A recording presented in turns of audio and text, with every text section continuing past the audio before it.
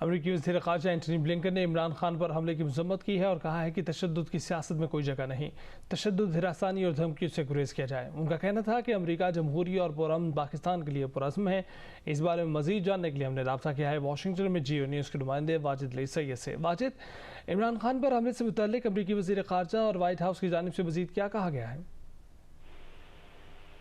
देखिए, इमरान खान पर हमले के बाद व्हाइट हाउस की तरफ से सबसे पहले बयान आया जिसमें इस हमले की मजम्मत की गई।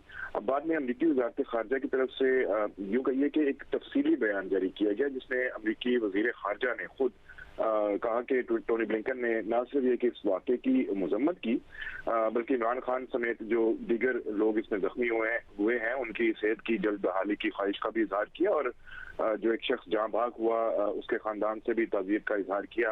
अपने बयान में अमरीकी वज़ीर ख़ारजा ने मजीद ये कहा कि सियासत में तशद्दुद की कोई जगह नहीं है और तमाम जमातों को कहा कि तशद्दुद, हरासानी और धमकियों से गुरेज किया जाए।